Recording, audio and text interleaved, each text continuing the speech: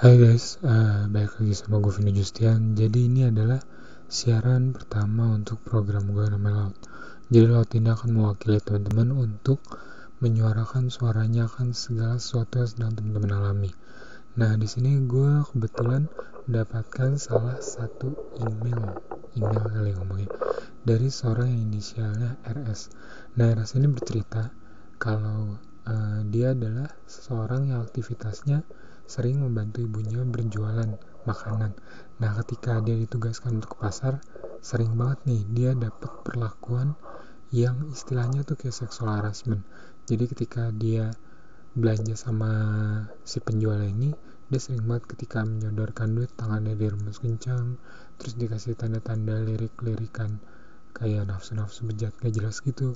Dan juga ketika duitnya dikembalikan juga mendapatkan genggaman tangan yang cukup kuat dan sering mendapatkan pertanyaan-pertanyaan pribadi kayak udah menikah belum, istrinya mana.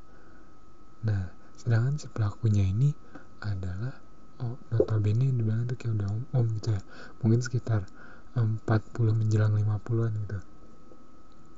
Nah saya rasa ini jadi bercerita kejadiannya mungkin udah 2-3 kali dan dia akhirnya gak nyaman. Nah, jadi yang mau gue bahas pertama adalah apa sih itu sexual harassment dan gimana sih jenis-jenis perilakunya, cara mengantisipasi dan menghadapinya. Nah, sexual harassment itu jadi kurang lebih atau pelecehan seksual menurut nih ya kayak KBBI, pelecehan yang merupakan bentuk pembendaan dari kata kerja melecehkan yang berarti menghinakan, memandang rendah ataupun kayak mengabaikan. Nah, buruknya itu di Indonesia nggak cuma kayak kalau dulu ya mungkin kayak di negara-negara luar gitu, tapi di Indonesia itu semakin kesini semakin banyak, dan korbannya itu kalau dulu mungkin lebih cenderung anak-anak, wanita yang pelakunya sering kali disebut predator gitu. Nah makin kesini cowok-cowok juga, cowok-cowok yang dewasa juga makin banyak. Kayak si RS ini yang bikin gue kaget, ternyata dia adalah cowok berumur sekitar 20 tahunan kawal gitu. Entah mungkin karena mukanya masih baby face apa gimana, atau mungkin pas belanja gak pakai masker. Yang pasti sih katanya dia mendapatkan godaan itu dan dia bikin gak nyaman banget. Nah jadi pelecehan seksual itu ada 4 jenis. Pertama, pelecehan menggunakan konten digital, misalnya kayak posting gambar, video, kirim pesan gitu di berbagai platform, mau pribadi atau publik. Nah yang kedua adalah bisa kayak bikin seorang merasa terancam, kayak dieksploitasi atau dipaksain, yang sebenarnya udah gawat juga dan ini bikin gak nyaman dan akhirnya bisa berdampak buruk ke psikologi si korban. Dan yang ketiga adalah kekerasan yang membuat si korban dikucilkan dari kelompok karena konten seksual, misalnya kayak dia ini korban nih, jauh-jauh sama dia gara-gara dianya gatel mungkin gitu. Jadi kayak orang-orang kayak melebeli gitu si korban dengan hal-hal yang buruk, padahal jadi korban aja kan udah kayak impact ke dirinya itu udah parah banget dan dia tuh butuh support.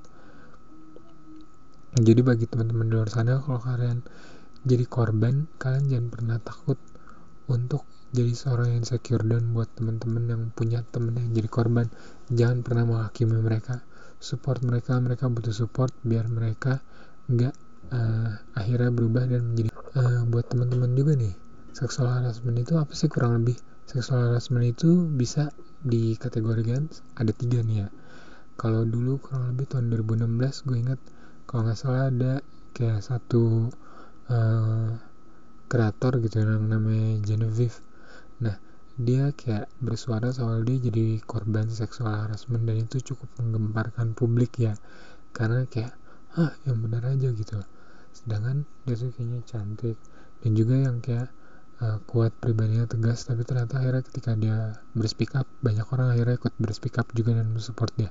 Nah pelecehan pertama adalah secara verbal. Pelecehan seksual verbal itu yang kayak tadi gue bilang itu yang bisa kayak dikategorin sebagai kayak digodain gitu. Misalnya kayak cewek lihat, cewek cantik mau kemana gitu. Nah itu sebenarnya udah berbahaya ya, karena itu bisa bikin orang gak nyaman. Kadang-kadang cewek juga yang kayak cewek-cewek sekarang juga kayak suka godain cowok, itu parah banget. Wih ganteng mau kemana gitu. Ya sama-sama aja sih ya bikin gak nyaman. Nah tapi ngomongnya gimana ya, segala tindakan yang kayak berbau seksual yang bisa bikin korban ngerasa gak nyaman dan dirugikan bisa dikategorikan sebagai pelecehan seksual loh.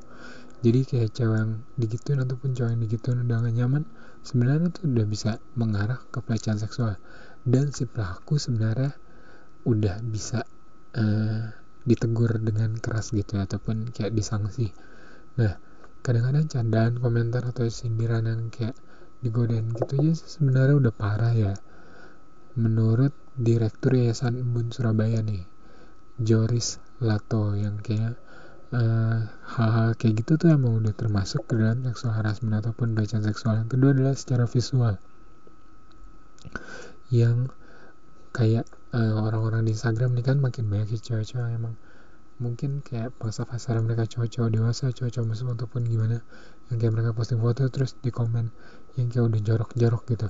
Entah mungkin karena Indonesia udah terbiasa seperti itu, seluruh dunia udah terbiasa seperti itu, akhirnya menjadi sebuah culture gitu, dan akhirnya orang-orang yang kayak nggak terlalu tanggap gitu kan seksual harassment. Sementara si pelaku ini psikologinya itu akan semakin parah gitu, dan mereka akhirnya bisa menjurus ke tindakan yang kayak bakal melakukan itu ke orang-orang yang mereka temui secara langsung gitu, nggak cuma kayak si artis yang ataupun selebgram ataupun kreator yang mereka lihat setiap hari fotonya ini dan bikin mereka berimajinasi. Sebenarnya dengan hal yang mereka lakukan itu, kalau si korbannya udah merasa nyaman, itu juga bisa termasuk melanggar UU ITE.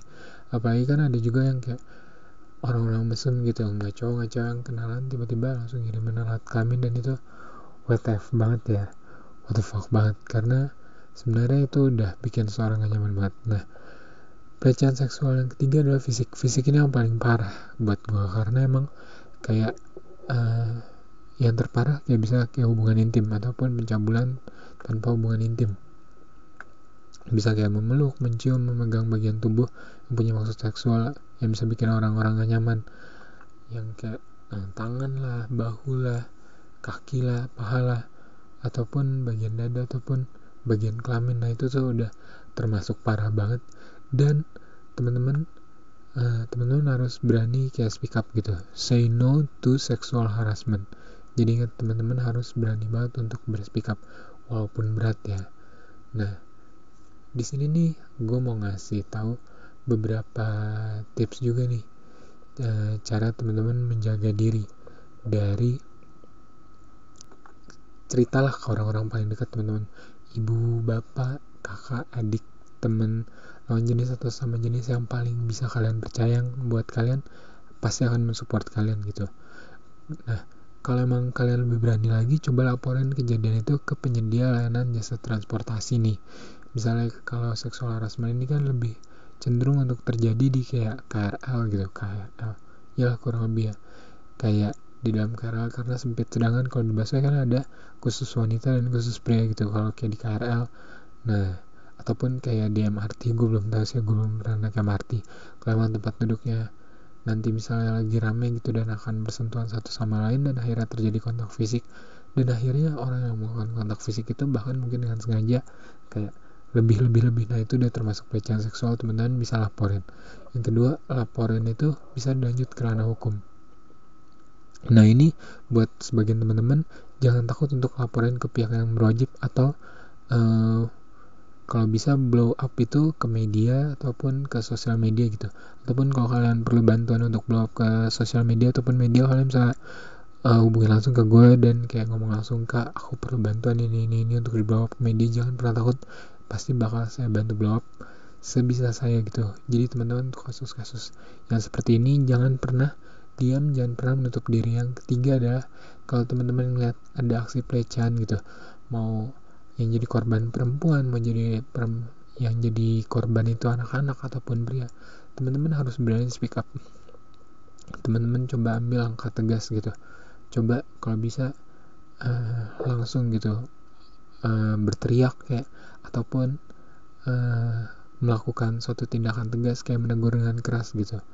Nah, yang keempat adalah lebih kembali ke diri kita sendiri, kayak dengan cara belajar bela diri, ataupun yang kayak membawa peralatan pelindung diri gitu, yang kayak semprotan merica, semprotan lada gitu, yang kayak semprotan bubuk cabai, ataupun yang mungkin kayak stun gun kecil.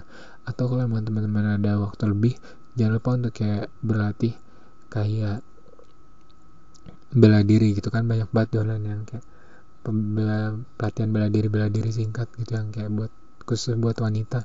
Kalau misalnya dalam keadaan pelecehan seksual gitu harus gimana menghadapinya gitu. Nah, kenapa sih gue bilang harus berani speak up? Karena biasanya korbannya ini punya 3 tahapan gitu.